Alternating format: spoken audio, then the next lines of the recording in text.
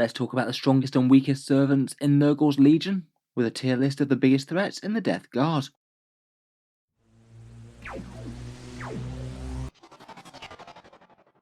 Hello and welcome back to Auspex Tactics, where today we're returning to look at the Death Guard, and I thought it would be good to do an updated tier list and talk through each unit in the Codex and what makes it strong or weak at the moment. I last did one of these getting on for 2 years ago now when the Codex dropped. It was a little bit basic, and since then a few waves of change have rolled over the Codex, different points drops, and buffs like Armour of Contempt and Auspex Terminators. In this video I thought we'd do a summary of every unit in the Codex, and talk about which units I feel are strongest and weakest at the moment, ranking them into 5 separate tiers as we go along.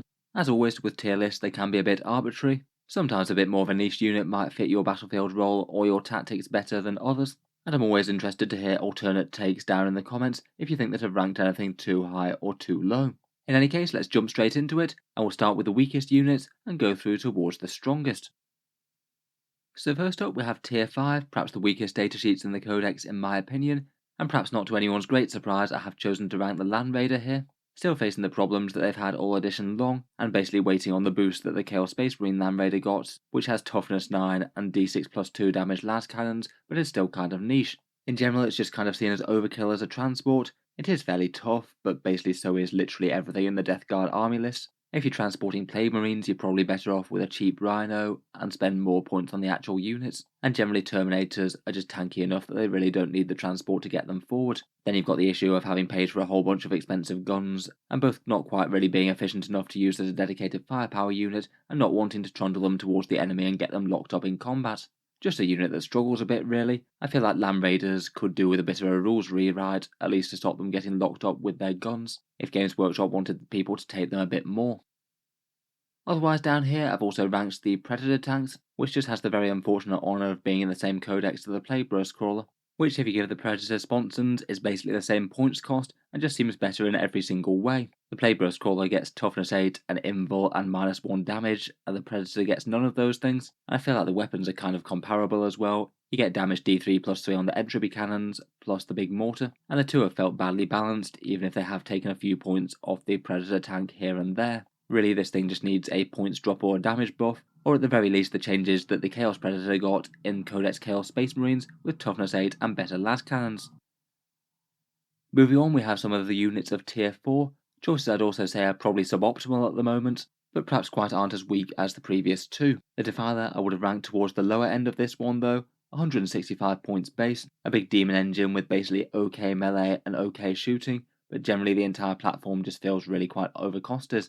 Unlike the other Death Guard demon engines, there just isn't quite as much support in the Codex for the Defiler, and I think in general for the points cost you're probably better off with the equivalent weight in Plague Burst Crawlers or Fleshbower Bloat Drones.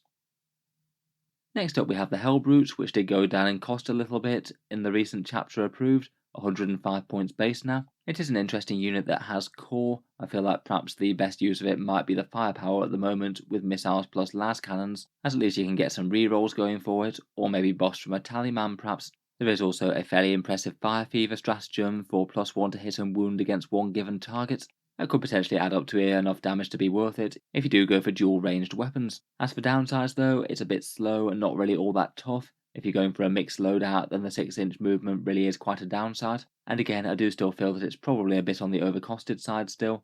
Maybe drop another 5 or 10 points or so and it might start to become kind of interesting. Next up we've got Cultists, 5 points per model in the troop slot, perhaps cheap objective holders but really struggle for a niche again. Death Guard just have Poxwalkers at the exact same points cost, and for almost every purpose you're probably best off with them. They're the same cost but much tougher with the T4 and the 6+ feel no pain. They're also fearless and can actually punch okay in combat when they use their mortal wound stratagem, which can actually do some surprising damage to elite infantry. The Poxwalkers are also obsec when the cultists aren't as well, which doesn't help them. Really the only reason to run cultists I think is doing cheap actions besides spread the sickness, and even then I feel like spread the sickness is pretty decent for Death Guard armies most of the time. They're not unusable though if you just want a cheap unit to sit down on a home field objective. I just feel that most of the time Poxwalkers would do you better for that. Finally we have the generic Death Guard Chaos Lord and the Death Guard Sorcerer in Terminator armour, two choices which again I just feel are thoroughly outshone by the HQs that are actually unique to the Death Guard, although maybe I'm a little bit harsh ranking them down in tier 4, perhaps they could have been a candidate up in tier 3. In general, I think you're just a bit better off with the unique versions of these.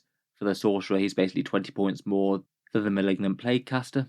You do gain a decent amount of toughness for that with the Terminator armor, which isn't bad with Armor of Contempt, plus you can Deep Strike, but you do lose the Cast on 7 to deal a mortal wound thing that the Plague Caster has, so you are trading away a bit of useful chip damage here and there. Overall, it does seem that the vast majority of more honed lists tend to go for the Plague Caster, though admittedly the Sorcerer isn't miles and miles behind. Otherwise, for the standard Death Guard Lord, again it really just does seem that most people prefer either the Lord of Contagion or Lord of Virulence for the extra points that you pay. Maybe the standard Lord at cheaper 85 points could be okay if all you really wanted was some reroll ones to hit, plus a small amount of cheap melee threat. If you actually want a fighty character though, then I feel like the extra 35 points that you pay to get to a Lord of Virulence or Lord of Contagion is going to be worth it. You get some seriously dangerous plague weapons of one description or another, plus a bunch more toughness, plus the extra Lord of Contagion thing that they have going on with the extra contagion range, which is pretty nice as well. Again, maybe I'm being a little bit harsh ranking them quite this far down, but I do really feel that they're outshone. Moving up to tier 3 now, and maybe we're getting to units that are a bit more tempting, but again just really aren't quite as tempting as some of the things higher up the list and the strongest units in the book. First up, we've got the Death Card Possessed for 24 points per model.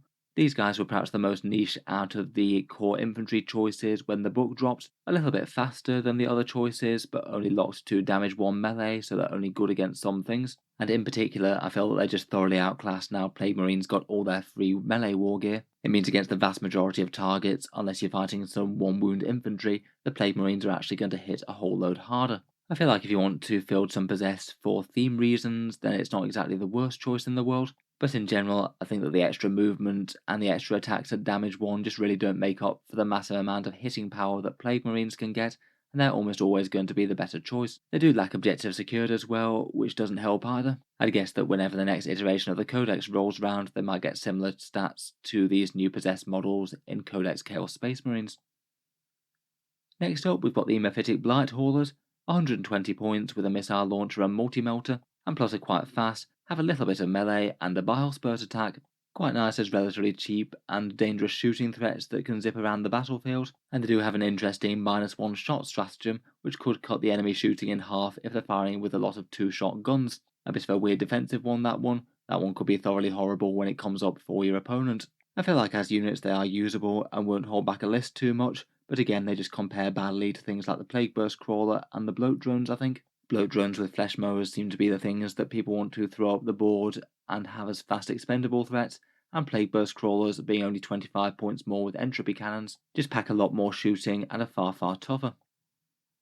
In general, I'm keeping this to the main codex, but I thought I'd mention maybe a couple of relevant Forge World units. I feel like the Dreadclaw Drop Pod and perhaps the Terex Pattern Termite are both worth a mention as ways of getting Deep Strike Plague Marines onto the board, and then can go around and do their own thing and be a bit of a nuisance threat. The Dreadclaw's 115 points, and it is quite nice as a premium way to get Plague Marines right where you need them right from turn 1. Quite a good way to set them up somewhere threatening, but unfortunately you do pay really quite a big premium for that at 115. You could get an entire extra squad of Plague Marines for that if you wanted.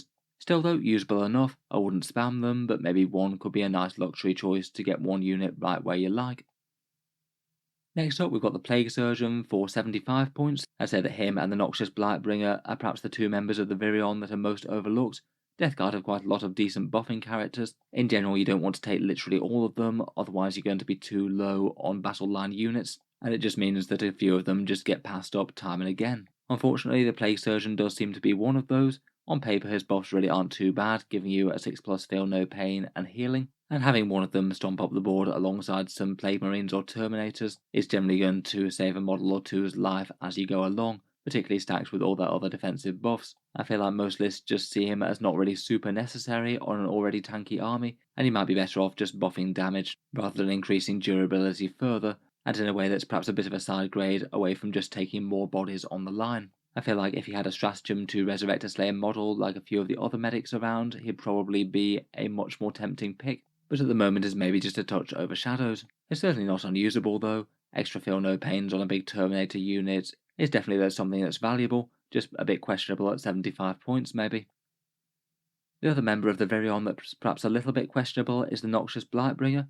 60 points as a very cheap support character. It gives you +1 to your movement, a morale boost, and a nearby psychic debuff, plus he has a relic that can try and lock up enemies in close combat and prevent them falling back. He is cheap, the +1 movement is actually decently useful in the slow moving Death Guard, and locking things up in combat when they don't want to be is nice. Unfortunately, just taking all of his buffs together, it just doesn't really add up to being worth all that much. And again, when you're competing against the Tallyman and the Foul Blightspawn for support characters, this guy just doesn't have enough to make himself worth it. Not useless, but a bit meh, and I'd probably rate him on the lower end of tier 3.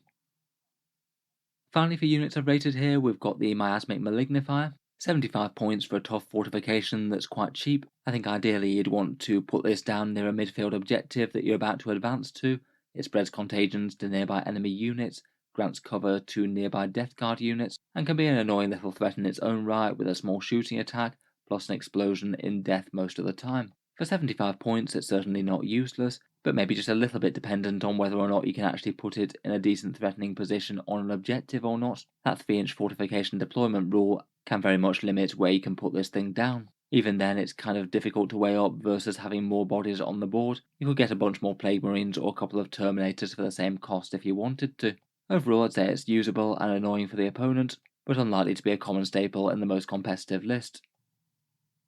Moving on to tier 2 now, and here are some of the choices I feel are really quite solid. Definitely strong options that could be part of a competitive Death Guard army list, but perhaps not quite the absolute best of the best, and the most standout units in the book. First up, we've got the Death Guard Demon Prince, which I would have said is kind of on the borderline. 175 points with wings. He's basically the premier HQ slot for big damage and defense, plus a reroll aura and a psychic power as well. He definitely does everything really well and quite threateningly with the big damage 3 melee that he gets, but you do pay really quite a significant points premium to get him there. If you're using one, I'd be tempted to give him some damage and defense relics, say for example the Warp Insect Hive for rerolls hits and wounds in Mortarion's Anvil, or potentially this operating plate for a 2+ save with the chance to bounce some damage. I feel like maybe he's just a little bit less tempting than some of the other standard Death Guard lords just because of his very high price, but he's certainly by no means a bad choice to lead an army.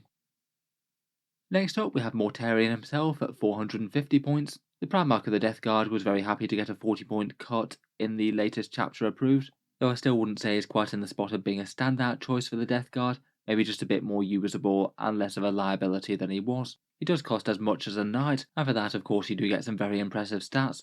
His melee is massive with 7 attacks at strength 16 and damage D3 plus 3 or sweep attacks, enormous defense with 18 wounds, 5+ feel no pain, -1 damage, a 4+ invul, and armor of contempt. He's got 2 psychic casts, maybe for a -1 to hit on himself. He can give out some big rerolls either to himself or nearby units. His contagion aura is really quite massive, giving him a big 9-inch debuff zone. Quite nice with the gloaming bloats or the droning as well to mess with enemy movement or rerolls, and at least he's relatively fast for the Death Guard, able to get up the board and into the opponent's face quite quickly when he wants to. I'd say still perhaps his biggest issue is that he's a big model that can be countered. If you're facing an opponent with enough anti-tank damage to remove him from the board quite early, then that's a quarter of your list gone basically. And similarly, he might just not be quite useful enough for the points if the enemy does manage to screen him or ignore him for a few turns, and perhaps give him nothing to kill besides some very chaff infantry or something. Overall though, at the new lower points cost, I do think he's fairly usable. He's going to be a bit better on games when you've got some really big line of sight blocking terrain like big tournament L-shaped ruins. At least that gives you a little bit less chance of him being shot down by a whole load of really high powered guns because he breaks the obscuring rule.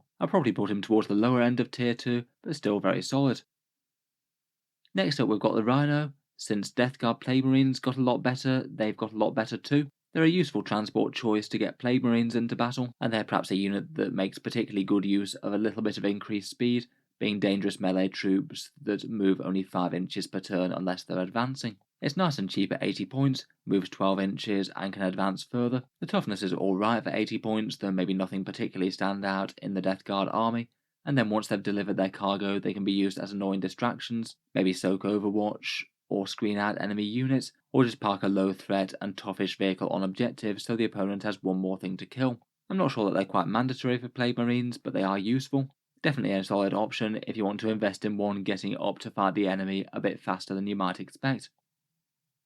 Next up, we've got the Feated Bloat Drone, 120 points with the Flesh Mower, which is by far my favourite loadout, as the ranged guns just aren't anywhere near the same amount of damage. The Flesh Mower Bloat Drone is really quite nice at carving through infantry. 12 attacks at Strength 7, AP 2 and Damage 2 with a Plague Weapon means it's a pretty scary threat versus medium infantry. It's fast for the Death Guard and at least relatively expendable, maybe making it a good unit to use that Flash Outbreak stratagem on and debuff a bunch of enemy units nearby. It's also got a Heroic Intervention stratagem, which is quite nice for defending objectives, and it's got a higher chance than normal for explosion as well, which could give you a couple of mortal wounds on death if you're positioned right. Definitely very usable, one or two just moving up the flanks gives you some quite dangerous and fairly tough threats. Next up, we've got Chaos Spawn for 23 points per model. In general for Death Guard, I'd now be most tempted to use them just as individual spawn models rather than big damage dealing squads. Again, like the Possessed, I feel like with Plague Marine war gear being so cheap now, if you want some cheap damage dealing units that aren't Terminators, then Plague Marines probably are the way to go. Still though, I think that Spawn are very useful just if you field them in individual models. Having a single unit for 23 points is nice. They can screen out the enemy, hide on objectives just as nuisances that the opponent has to deal with, and maybe if they find something that they can bully in combat, then they can actually get to work in melee as well. I feel like it's generally going to be a big win for the army if the opponent, say, is forced to charge one of these to kill it to stop you scoring points, and then their units exposed for the rest of the army to go to town on. Next up, we have another very solid Virion choice in the Biologus Putrefier. 65 points for some melee and grenade things. The main reason that I'd want to include him is his really quite nice melee buff, getting mortal wounds on 6s with plague weapons in combat. I'd say that alone really is quite cool. It's quite a nice support choice for something like the Blightlord Terminators, who don't have an enormous amount of melee damage with their swords and axes, or can be nice with Plague Marines, where he can also make their Blight Grenades a little bit more threatening, and he has a dangerous one of his own as well. To combine with his mortal wounds on 6s, he could be quite a nice choice for that Arch Contaminator trait, to get some rerolls to wound as well. I'd say he's a very usable but maybe not auto-include melee buff for Death Guard, obviously competing with the other Virion members, but definitely can be worth the points in buffing a big melee unit. Lastly for tier 2, here's another Imperial armor choice, the Chaos Contemptor Dreadnought, perhaps most interesting in Death Guard as a big hitting core firepower unit from Imperial armor, loaded up with maybe a couple of the Volkite arms, plus some Cyclone missile launchers on top, and you've got a scary shooting unit that's going to be a threat to most things in the game. In particular, it's quite nice to pair these with a Tallyman with the Tollkeeper relic. That could give you +1 to hit and also exploding 6s when you're shooting. Two very nice shooting buffs, and at least pre-Nephilim it wasn't uncommon to see 3 of them stomping around with a Tallyman in tow, being a big Death Guard shooting engine. Now command points are a little bit more stretched in Nephilim, it does make them a little bit less good. The 1 CP relic tax does mean that committing to something like 3 of them is kind of painful, but I still think that they're very usable, and if you want to make some core Death Guard shooting work, then these guys are perhaps the best option. Moving on to top tier stuff now, and here are perhaps the units that I feel are strongest out of the entire Death Guard Codex, and likely to be the most common picks in competitive lists at the moment. Mentioned already a few times in this video, it's 145 points with the Entropy Cannons, very tough for that cost at Toughness 8, 12 wounds, the 5+ invul, -1 damage and Armour of Contempt, and slugs out some decent firepower as well, with a couple of damage D3+3 Entropy Cannons, plus the big Plague Burst Mortar, which can fire out of line of sight and take out some stragglers on objectives and things if needed. The barrage nerf definitely has hurt the Plague Burst Mortar a bit, but even just firing directly, it's fairly good. It does also have that quite nice Disgusting Force stratagem as well, making the Plague Burst Mortar go up to a damage of 3, and giving you the chance for some scatter mortal wounds on nearby enemy units. Potentially that could be quite big if you can get a unit that's got lots of small ones in range. I feel like these things are rarely a terrible choice for lurking in the backfield and contributing their firepower to the battle. Next up we've got the Malignant Plaguecaster, the 90-point Death Guard Psyker, quite efficient in terms of the power that it gives, 2 casts for 90 points and spits out extra mortal wounds on a 7+. Due to detachment choices and the overlap of not being able to include multiple Death Guard Lords in the same detachment, one of these is kind of almost mandatory, but I feel like they still are pretty efficient units as well. They've got spells for -1 toughness, adding +1 to the strength and toughness of some infantry, a solid melee debuff, and a couple of options for mortal wounds. Plus they can be interesting in the Terminus S Strike Force as well, giving you access to a completely different discipline. Overall a solid HQ choice, and due to the HQ restrictions, generally going to be included in just about every list.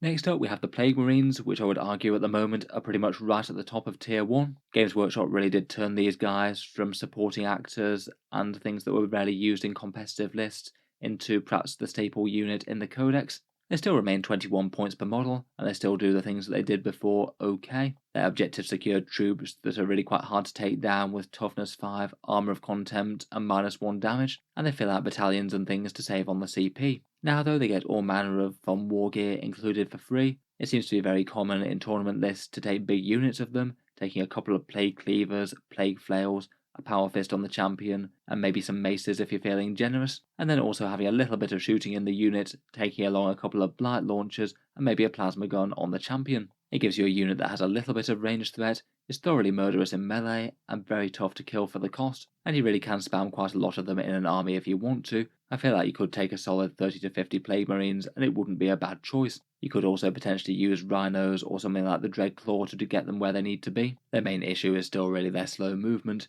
A lot of the time they're not going to catch things that don't want to be caught in combat. Moving on to perhaps the best Virion members, we have the Foul Blight Spawn at 95 points. He breaks enemy charges with his combo with the Revolting Stench Vats going out to 6 inches, and usually means that if you're charging something that's anywhere near him, then you'll be able to strike first in combat, potentially making charges just completely unviable. It can be a lot harder for something that's a Shock Elite unit to charge something like some Death Shroud Terminators if they know that the Death Shroud are almost certainly going to be swinging first. On top of that, he also has his Plague Sprayer too, which is pretty decent damage in its own right, a big damage 2 Flamer that goes extra nastily with Viscous Death, and can be an interesting place for the Arch Contaminator Warlord trait as well, to allow some reroll wounds. Overall, a very scary backup unit for melee Plague Marines, and pairs quite nicely with things like Death Shroud Terminators or the Lord of Contagion as well. It's even easier to coordinate a bit of counter-charging if you've got Heroic Intervention big threats sat nearby.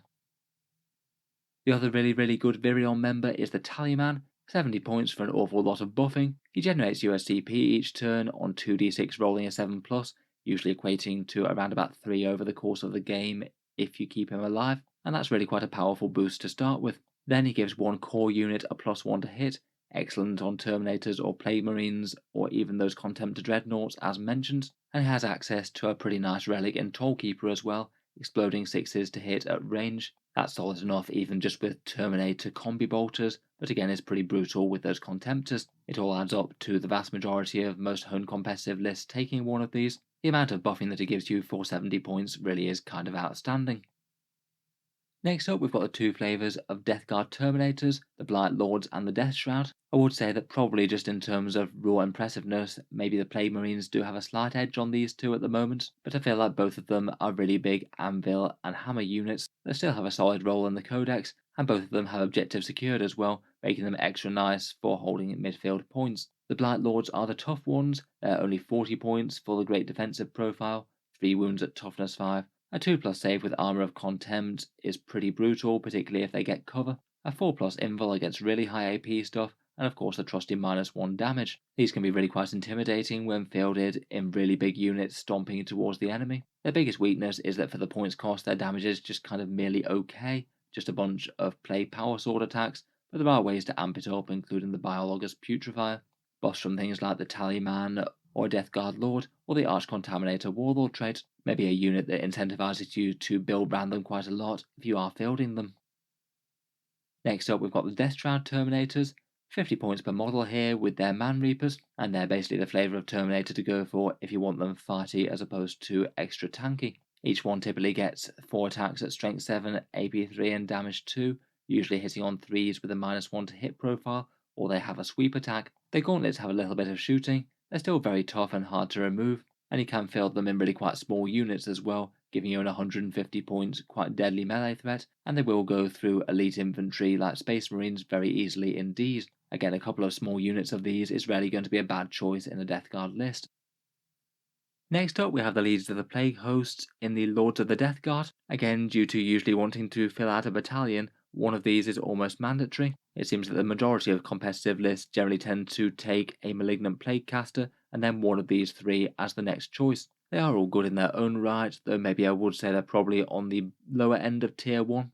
I don't really feel that they add quite as much value to the army list, at least per point, compared with those good Virion members. All the lords give you a nice reroll 1's damage boost though, very nice for Plague Marines or Terminators alike. They're big and tanky characters in Terminator armor and are hard to kill in their own right, and then depending on the flavour of the one that you choose, you get different benefits.